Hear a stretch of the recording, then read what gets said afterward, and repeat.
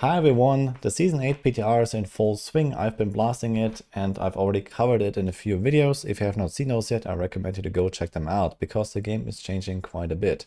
Most notably, the game is getting a lot harder and the progression all the way through Torment 4 and beyond is getting a lot longer. And there is a massive rework of the lair bosses and basically all the boss fights in the game. So what happened is that Torment 4 is now roughly 5 times harder compared to before. And the bosses on top of that have been juiced up quite a lot. So you see me here right now, for example, on a pretty decked out Death Trap Rogue, which is like one of the strongest rogue builds out there. And it's not that easy to take down all those bosses. And on top of that, they also have a lot of one-shot mechanics now. So this is just something to keep in mind. Even pretty tanky characters can get one-tapped by a lot of these abilities. So I want to talk about them real quick, boss by boss. There's also a few new bosses, 3 new boss fights actually, with Urivar, the Harbinger of Hatred, this is the doggy Mephisto form, and the Belial from Diablo 3 is also coming back. So there's a lot of new stuff to go through here, and I'm not going to give like a full strategy guide on each of those bosses. I'll probably make those eventually, because I guess this will be helpful to understand the different things that are going on. I've tried all of them extensively, but the TLDR is farming bosses is going to be much more difficult than before. On top of this, some of those bosses have also been reworked. So here's an example right now with Duriel, for example. So he comes out and he has a few new moves. He now has 2 forced invulnerability phases at 66 and 33% HP, for example. Here I was just like kind of testing a little bit, for example, how much damage you take and how you can avoid some of those abilities. Another thing to note is also that the tormented stacks have been removed. So previously, when you got hit by certain abilities on each of the boss fights, you no longer get this stacking damage mechanism. This is also the same in the pit now, so all of that is gone. Then it doesn't even exist on Lilith anymore, besides the blood boil stacking debuff that just kind of ramps up on the fight, but that's specific to Lilith. But overall, everything just kind of does a lot of damage now, and the stacking mechanic is gone. So this is like what you need to know, which also means that you can just very easily die from stuff that you don't know about, or it doesn't have this kind of like learning curve built into each fight anymore, basically, or this kind of like, okay, you can do like 1 or 2 mistakes and you ramp up this damage taken buff. No, everything just does full damage from the start, including in the pit, and a lot of stuff really hurts. What it also means is that some of the mechanics are really out of whack in how much damage they do. This is like most noticeably on the pit bosses, for example. Like all their normal attacks and their auto attacks and all that kind of stuff that the bosses themselves do are kind of like irrelevant. And then, for example, in the pit, the shadows that appear, like, Elias and Lilith doing their abilities, they just hit like a truck. So there's like a huge gap here, which is a little bit weird, but this is kind of how it works. So like the auto attacks are kind of whatever, and you have to dodge mostly the shadows. But yeah, outside of that, I think the reworks are actually relatively good on all of those bosses. These all have gotten a bit more interesting. But of course, forced immunity phases is not everyone's cup of tea. So even when you have a build that can like one-tap these bosses, for example, Andario also has like 3 forced immunity phases now at 75, 50, and 25. And Andario is just like a really hard boss now, because you can't just like insta-kill her and then do like one of the easy intermission phases real quick and then she dies. No, you have to do all 3 phases. Everything hurts. So it's kind of wild how hard some of those bosses are. And I do expect that a lot of people will not farm some of those bosses if they can avoid it. For example, right now, Andario still has the same loot table as Duriel and Mephisto as well. They all have the same loot table actually. And this means that probably most people just skip Andario. But I do hope that they're going to change the loot tables a little bit and maybe slightly rebalance the bosses as a result as well, because they are fairly uneven in how hard they are. Some of them are very easy because you can just one-tap them and they also don't have crazy mechanics. And then others like Andario are like on a whole different level where you have forced immunity phases, like 7 different one-shots, and the fight just kind of like lasts a lot longer than some others. So it's something to keep in mind here. I hope that this might get balanced out a little bit better. So to speak to this point here real quick, I don't really like that there are multiple bosses that drop the same unique items. I think every single boss should have a specific loot table specifically tied to that boss, because we can target from the materials of those bosses, and we can even convert some of those materials into others at the Alchemist now. For example, all of the small bosses, so Gregor, Varshan, Beast, and Seer, they drop these Stygian stones, and you can use them as kind of like a joker piece to do any of the other 3 bosses, Duriel, Mephisto, and Andariel. And this means that everyone will just choose to do Duriel, because Duriel is by far the easiest out of those 3, and they all have the same loot table right now. So I think that's kind of stupid, and I would really hope to see that we're gonna see like all of the unique items distributed between the different bosses, which also means that you can just target farm the stuff that you want much better, because right now most bosses have something like, I don't know, 5, 6, 7 items or so in their loot table. But if you actually distribute this evenly and don't have any overlap, then most bosses will have like 3 items or something like that. So you will actually get the stuff that you want much more reliably, which I think is a good thing.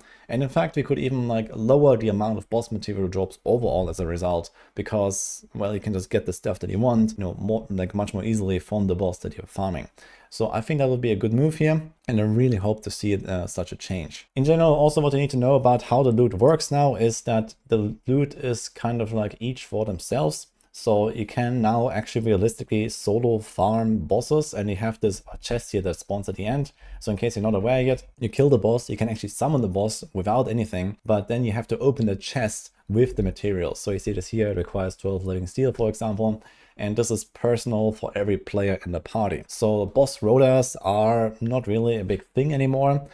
You see here on the side, it says party members increase their chance of an additional treasure from hordes, but compared to the previous ×4 loot, now you get something like a plus 20% loot. So it's kind of irrelevant to do party play here. You get 1 extra item, or there's like a chance for an extra item per additional player. So when you have 3 additional players, I think you get 1 extra item, and with fewer players, you have like a chance. So, you know, you get like 5 items guaranteed, and then +1 from party. So this is kind of how that works, at least on Torment 4. I'm not sure if like the extra chance and the extra item is the same on lower torments, so this might be a bit more efficient if you're like just starting out on Torment 1 or something. But overall, you know, boss rotas are kind of dead outside of the fact that, yeah, it's slightly more efficient and people can carry each other and kill the bosses for other people. So I think this is a really good change here with just making boss material farming a little bit more relevant. And, you know, it's like, yeah, more personal now, more fair now. So I think that's fine, and it still rewards party play to an acceptable degree, to where, yeah,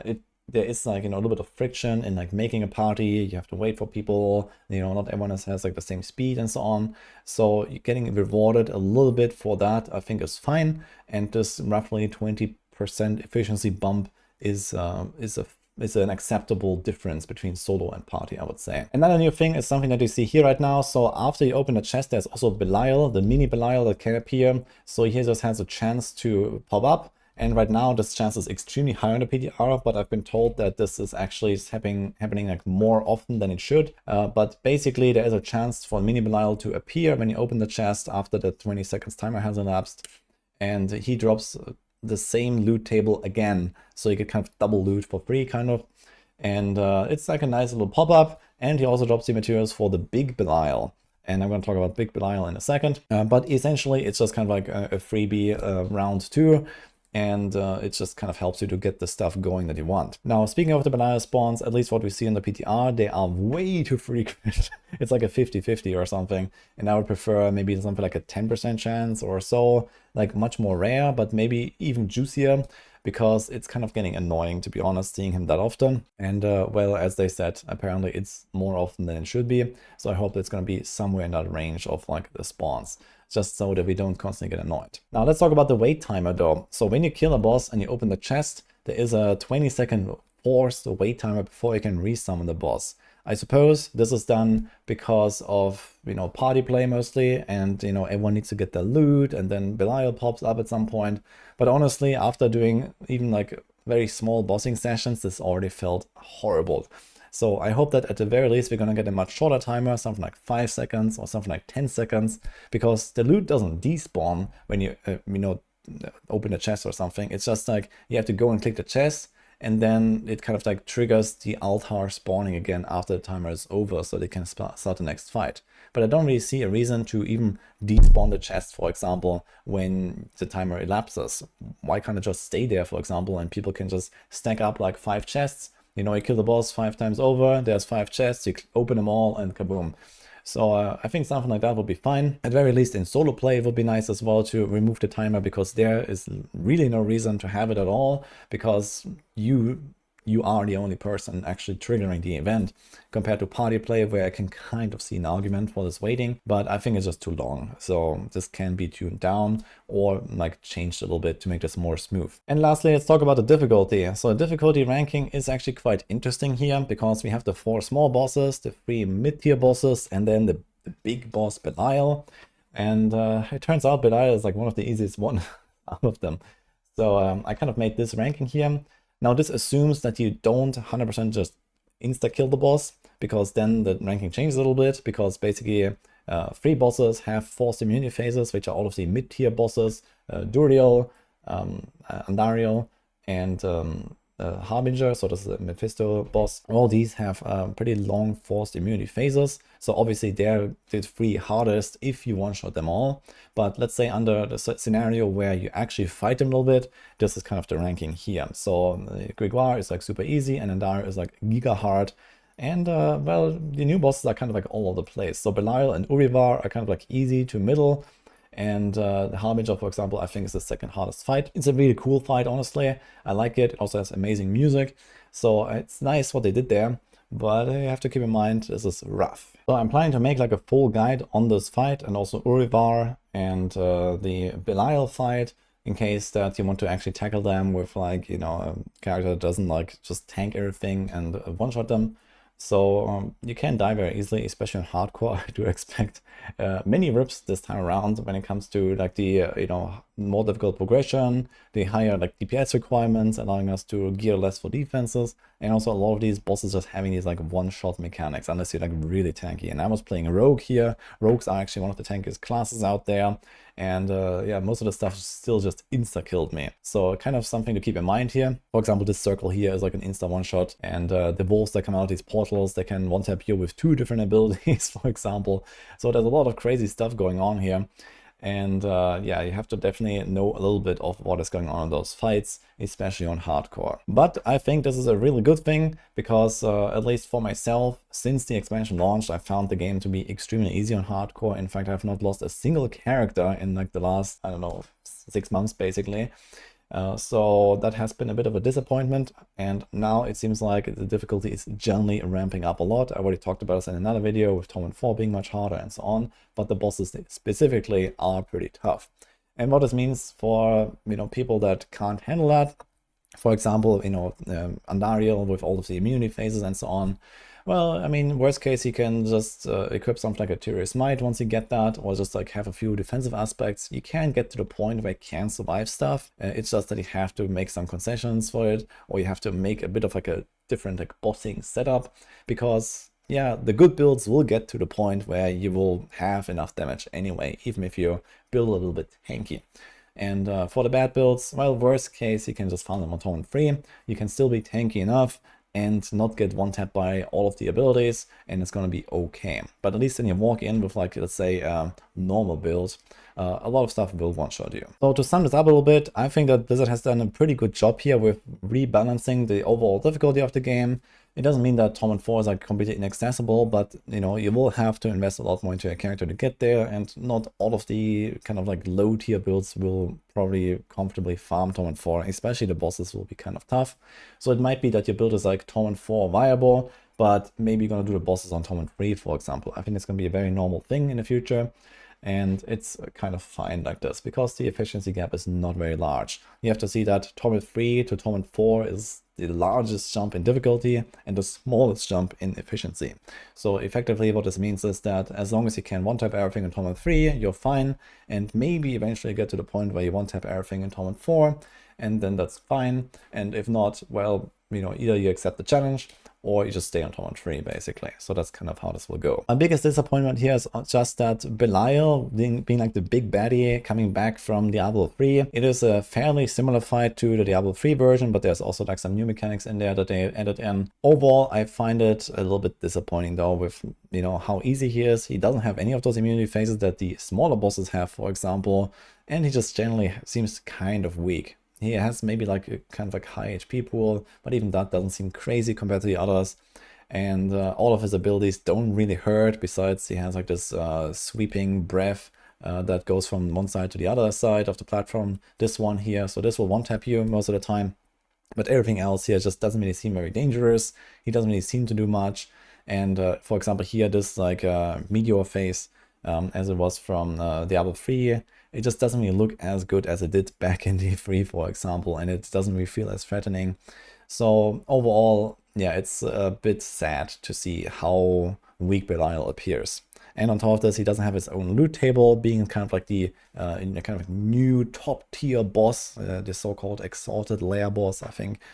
It's a bit sad that he doesn't come with any of his own items. And again, I talked about the loot distribution, for example. It would be nice if like this boss here that comes at the end of the journey, so to say, would have like some of the best unique items for each class or something available. Maybe like a higher mythic drop rate and these kind of things as well would be nice.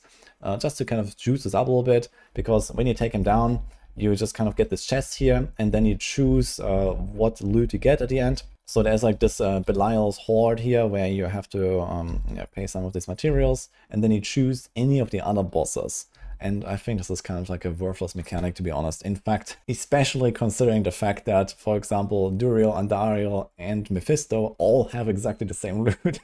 So why do we even choose between them, for example? They don't even have their own tables. They literally have the same items.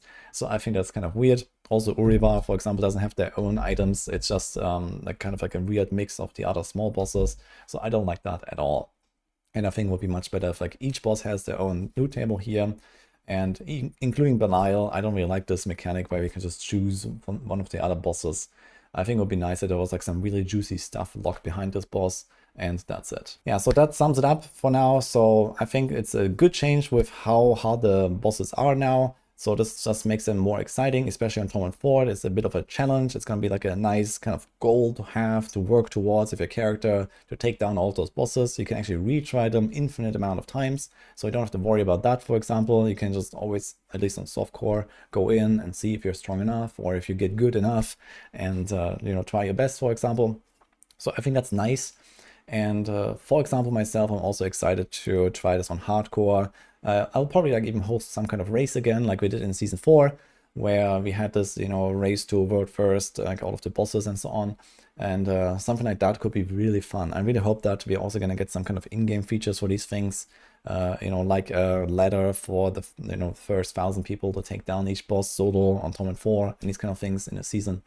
That would be cool, kind of like how conquests work in Diablo 3, and especially with like these kind of like higher challenges that we have in the game now, Lilith being much harder, all of these bosses being much harder. I think this will be very cool to introduce these kind of things. So whenever ladders and leaderboards are coming into the game, I would hope that this is part of that. But yeah, this is what I have to share for now. Let me know your thoughts about it. What do you think about the higher difficulty, the longer progression, and the reworked bosses? Do you like those one-shot mechanics? What about the immunity phases, for example? Yeah, what else would you like to see? And that's it, what I have here for now. I will have more stuff about the PDR soon, so I'm also been testing some builds and the boss power, so we'll talk about those. And see you guys in the next one.